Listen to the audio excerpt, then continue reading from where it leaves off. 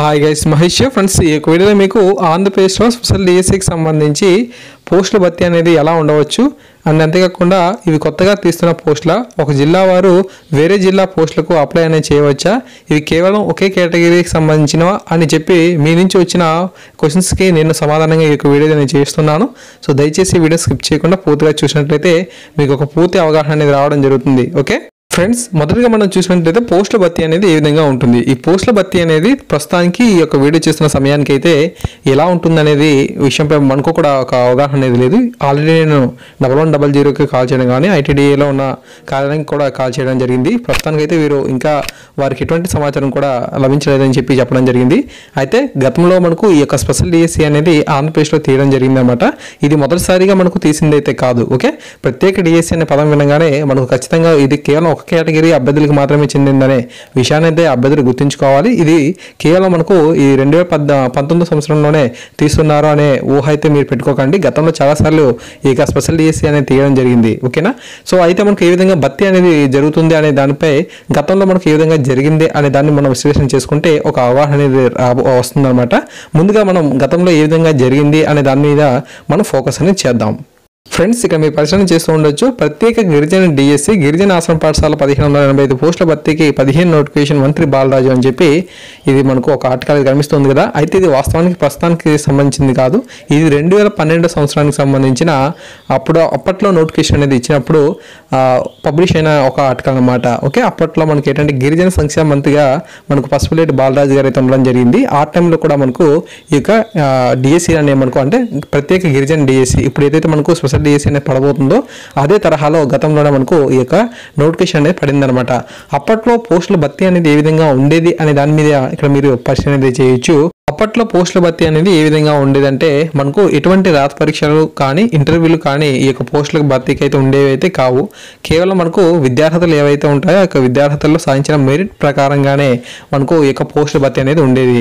అంటే మనం చూడండి, ఇక్కడ మనకు అభ్యర్థుల విద్యార్హతలకు 50 మార్కులు, శిక్షణార్హతకు 30 మార్కులు, టెట్లో వచ్చిన మార్కులను బట్టి 20 మార్కులుగా తెచ్చి మనకు మెరిట్ జాబితాను అయితే రూపొందించడం అయితే గతంలో జరిగింది. ఓకేనా, ఇక్కడ మనకు విద్యార్హతలు అనే వాటికి 50 మార్కులు కేటాయించడం జరిగింది కదా. అంటే మనకు ఎగ్జిటి పోస్ట్కి అయితే 10వ తరగతి ఇంటర్ని అయితే తీసుకుంటారు.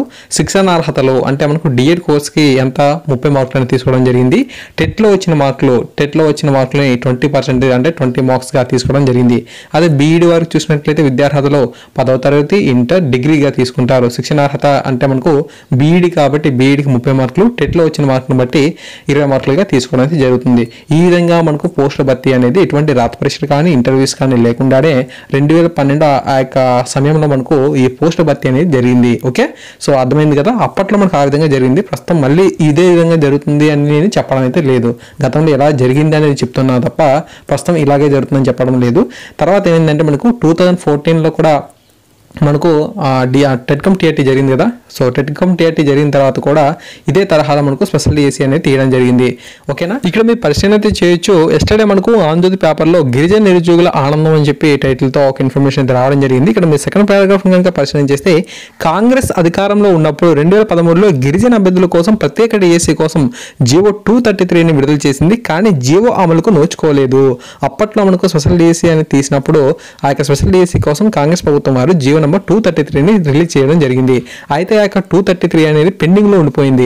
అప్పుడు ఒక జీవో నెంబర్ గుర్తుంచుకోండి, 233. ఆ యొక్క జీవో నెంబర్ 233 అనేది ఇన్ని సంవత్సరాల తర్వాత దాదాపు 5 సంవత్సరాలు అనేది గడిచిపోయిన తర్వాత ఇప్పుడు మనకు ఆ యొక్క నోటిఫికేషన్ అనేది తెలుగుదేశం పార్టీ వారైతే మళ్ళీ ఇవ్వడం జరిగింది. ఓకేనా, సో ఇప్పుడు ఏవైతే మనకు ఆంధ్రప్రదేశ్లో 1495 పోస్టులు ఉన్నాయో ఈ పోస్టులు అనేవి ప్రస్తుతానికి తీసినట్లు కాదు. ఇవి ఎప్పుడో తీయాల్సిన కాంగ్రెస్ ప్రభుత్వం వారు 2013లో తీయాల్సినవి 5 సంవత్సరాల తర్వాత ఇప్పుడు మనకు తీయడం జరిగింది.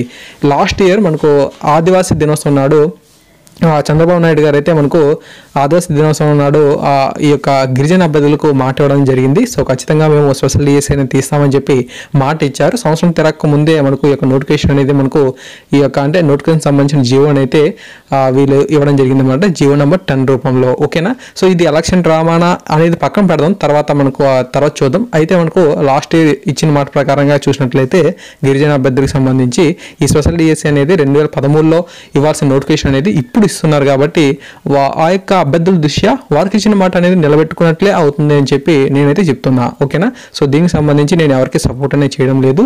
ఓకే. సో గవర్నమెంట్ కూడా ఇది కొంతమంది అభ్యర్థులకే సపోర్ట్ చేస్తుంది అనే వాదన మాత్రం నేనైతే సమర్థించడం లేదు. ఓకేనా.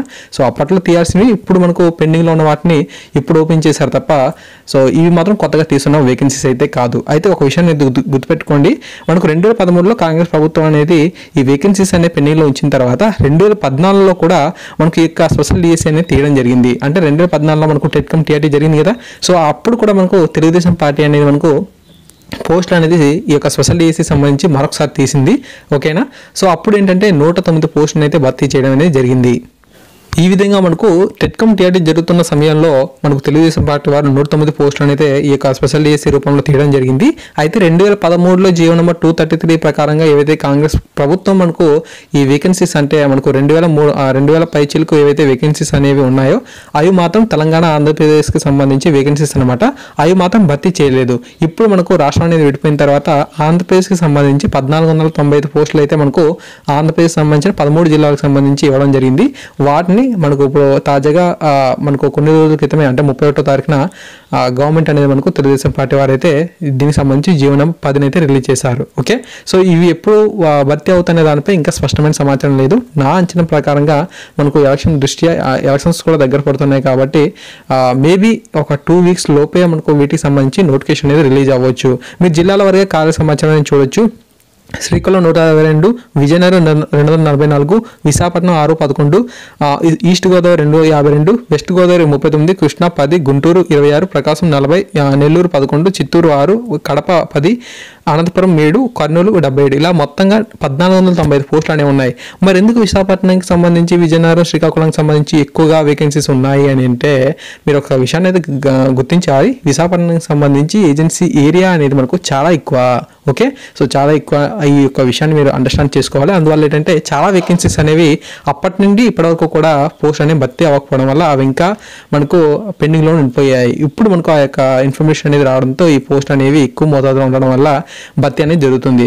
వాస్తవానికి ఈ యొక్క పోస్ట్ అన్నీ కూడా మనకు సిఆర్టీస్ ద్వారా భర్తీ అనేది జరిగింది. అంటే మనకు గవర్నమెంట్ అనేది మనకు డిఎస్సీ కనుక కండక్ట్ చేయకపోతే ఆ యొక్క పోస్టుల్లో ఎవరో ఒకరిని మనకు పెట్టి మనకు ఈ యొక్క విద్యా బోధన అనేది చేయడం జరుగుతుంది కదా. సో ఆ విధంగా మనకు సిఆర్టీస్ ద్వారా మనకు పోస్టులు అనేవి భర్తీ చేశారు. ఇప్పుడు వస్తున్న సమస్య ఏంటంటే అప్పటి నుంచి ఎవరైతే మనకు ఈ సిఆర్టీస్ అనేది ఈ యొక్క బోధన అనేది చేస్తున్నారో వారు డిమాండ్ ఏంటంటే మేము 2013 నుంచి కూడా మేము ఈ యొక్క వృత్తిని నమ్ముకున్నాము. సో అందువల్ల ఏంటంటే మాకు ఈ యొక్క పోస్టులు అనేవి మా చేతనే భర్తీ చేయించాలి అని చెప్పి వారు నుంచి మనకు కొంచెం గవర్నమెంట్కి డిమాండ్ అనేది వెళ్తూ ఉంది. ఓకే. సో ఈ యొక్క సిఆర్టీల ద్వారానే ఈ యొక్క పోస్టులు అన్ని కూడా భర్తీ చేయాలని చెప్పి గవర్నమెంట్కి డిమాండ్ అనేది వెళ్తూ ఉంది. చాలా ప్రాంతాల్లో కూడా ధర్నాలు అనేది చేస్తూ ఉన్నారు.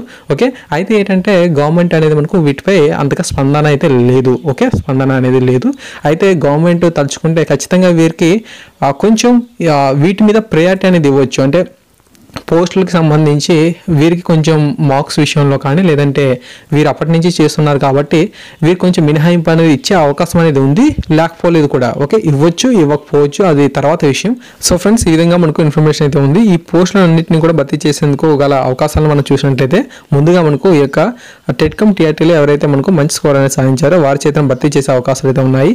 లేదంటే 2012, 2014లో మనకు ఎవరైతే మనకు టెట్లోను వారి యొక్క విద్యార్హతల్లో కూడా మంచి స్కోర్ని అయితే సంపాదించారో వారి యొక్క స్కోర్కి అనుగుణంగా ఎటువంటి ఎగ్జామ్స్ అనేవి కండక్ట్ చేయకుండా వీరికి ఖాళీల భర్తీ అనేది చేయవచ్చు. అండ్ అంతేకాకుండా మనకు అభ్యర్థుల నుంచి గట్టిగా కనుక డిమాండ్ కనుక వెళ్ళినట్లయితే ఈ యొక్క స్పెషల్ డిఎస్సీ సంబంధించి ప్రత్యేకంగా మనకు సిలబస్ని రిలీజ్ చేసి ఎగ్జామ్ని కూడా కండక్ట్ చేసే అవకాశం అనేది ఉంది. ఓకేనా. ఈ యొక్క పోస్టులను ఏ విధంగా భర్తీ చేస్తారనే విషయానికి సంబంధించి పూర్తిగా వివరణ అయితే ఇచ్చానని చెప్పి నేనైతే భావిస్తున్నాను. అండ్ అంతేకాకుండా నెక్స్ట్ క్వశ్చన్ చూసినట్లయితే మనకు ఈ పోస్టులకు ఒక జిల్లా వారు వేరొక జిల్లా వారికి అప్లై చేసుకోవచ్చా అంటే అప్లై చేసుకునేందుకు ఎటువంటి అవకాశం అయితే ఉండదు. ఓకే. ఏ జిల్లాకు సంబంధించిన అభ్యర్థులు ఆ యొక్క జిల్లాకు సంబంధించిన పోస్టులకు మాత్రమే అప్లై అనేది చేసుకోవాలి. ఓకే. తర్వాత మనకి ఏంటంటే ఎవరు అప్లై చేసుకోవచ్చు అంటే ఎవరికి ఈ యొక్క పోస్టులకు అర్హత అనేది ఉంటుందంటే ఈ యొక్క స్పెషల్ డిఎస్సి సంబంధించి షెడ్యూల్ ఏరియా సంబంధించిన అభ్యర్థులకి అయితే ఎస్టీ వాళ్ళు ఉంటారు కదా, సో ఆ యొక్క కేటగిరీ సంబంధించిన అభ్యర్థులు మాత్రమే అప్లై చేసుకునేందుకు అర్హత అనేది ఉంటుంది. ఓకే, షెడ్యూల్ ఏరియా ఉంటుంది, నాన్ షెడ్యూల్ ఏరియా సంబంధించి పోస్ట్ అనేది ఉండడం జరుగుతుంది. ఇక్కడ మనకు షెడ్యూల్ ఏరియా అని చెప్పి నోటిఫికేషన్లో మెన్షన్ చేశారు కాబట్టి మనకు ఏజెన్సీకి సంబంధించి కానీ లేదంటే ప్లేన్ ఏరియాకి సంబంధించిన అభ్యర్థులు ఎవరైతే ఉంటారో వారికి సంబంధించి మాత్రమే అవకాశం అనేది ఉంటుంది.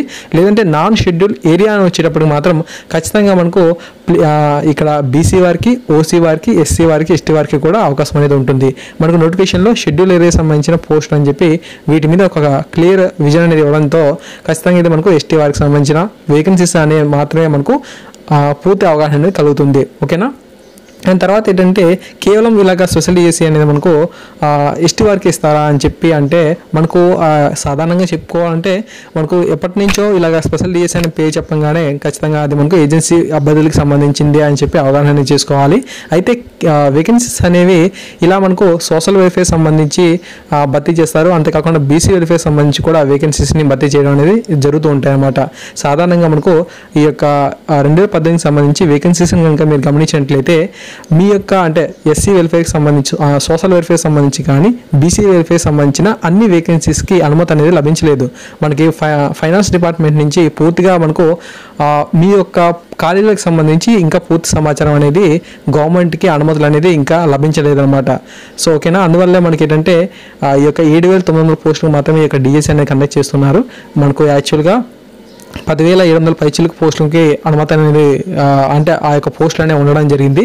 అయితే వాటికి మనకు ఈ యొక్క ఫైనాన్స్ డిపార్ట్మెంట్ నుంచి అనుమతి అనేది లభించలేదు. అందువల్ల ఆ యొక్క వేకెన్సీస్ అనేవి ఇంకా పోస్ట్ పోన్ అయితే అయి ఉన్నాయి. మ్యాక్సిమం ఈ యొక్క ఎలక్షన్ దృష్ట్యా కానీ లేదంటే ఈ యొక్క సుప్రీంకోర్టుకి మనకు ఈ యొక్క నెలాఖరుకెల్లా పోస్ట్ అనేది భర్తీ చేస్తామని చెప్పి అన్నారు కాబట్టి మ్యాక్సిమం ఈ నెలలోనే చాలా విచిత్రాలు అయితే జరిగే అవకాశం అనేది ఉంటుందని చెప్పి నాకైతే అనిపిస్తుంది. మీరు గమనించారో లేదో కానీ గవర్నమెంట్ కూడా ఈ యొక్క బీసీ వెల్ఫేర్ సంబంధించి వేకెన్సీస్ అన్నిటికీ కూడా అనుమతులు అయితే లభించలేదు. ఓకేనా, బీసీ వెల్ఫేర్ వారు కొన్ని పోస్టులను తమ ద్వారానే భర్తీ చేసుకుంటామని చెప్పి ప్రభుత్వానికి కేవలం కొన్ని పోస్టులకు మాత్రమే అర్హత అనేది ఇచ్చినట్లుగా మనకు అప్పట్లో గంటా శ్రీనివాసరావు గారు చెప్పినట్లుగా కొంచెం ఐడియా అయితే ఉంది. వేకెన్సీస్ అని ప్రకటించినప్పుడు కొన్ని పోస్టులకు మాత్రమే ప్రభుత్వానికి ఈ యొక్క డిఎస్సి ద్వారా భర్తీ చేస్తామని చెప్పారు. మిగతా వేకెన్సీస్ అనేవి తమ ద్వారా తమ యొక్క అభ్యర్థుల చేతనే తాము ఎగ్జామ్స్ అనేవి కండక్ట్ చేసుకొని మేము భర్తీ చేసుకుంటామని చెప్పి బీసీ వెల్ఫేర్ సంబంధించి ఆ యొక్క డిపార్ట్మెంట్ వారు తెలిపినట్లుగా ఒక సమాచారం అయితే మనకు ఉందన్నమాట. ఇదే విధంగా మనకు సోషల్ వెల్ఫేర్ సంబంధించి వేకెన్సీస్ని వారైతే భర్తీ చేసుకుంటారు. ఓకే, సో ఈ విధంగా మనకు పూర్తి ఇన్ఫర్మేషన్ అయితే మనకు వీటి గురించి రావడం అయితే జరిగింది. ఓకేనా ఫ్రెండ్స్. సో ఫ్రెండ్స్, ఈ విధంగా మీకున్న డౌట్స్ అన్నిటిని కూడా క్లియర్ చేశానని చెప్పి నేనైతే ఆశిస్తున్నాను. సో ఇంకా మీకు ఏమైనా సరే డౌట్స్ కనుక ఉన్నట్లయితే ఖచ్చితంగా నాకు కింద కామెంట్ సెక్షన్లో తెలియచేయచ్చు. వాటన్నిటికీ కూడా నేను రిప్లై అనేది ఇవ్వడం జరుగుతుంది. లేదంటే మీకు మీ క్వశ్చన్స్ అన్ని కూడా బాగా ఉండి మీరు వాల్యుబుల్ క్వశ్చన్స్ అనేవి అడిగినట్లయితే ఖచ్చితంగా అందరికీ ఉపయోగపడుతున్నాయని చెప్పి నేను భావించినట్లయితే మరొక వీడియో అనేది రెడీ చేస్తాను. కొంచెం సమయం తీసుకొని తప్పకుండా మీకు మరింత సమాచారం అనేది ఇచ్చే ప్రయత్నం అయితే చేయడం అయితే జరుగుతుంది. Thank you guys, thanks for watching this video. తప్పకుండా మరిన్ని అప్డేట్స్ కోసం మన ఛానల్ సబ్స్క్రైబ్ చేసుకోండి, సపోర్ట్ చేయండి. Thank you.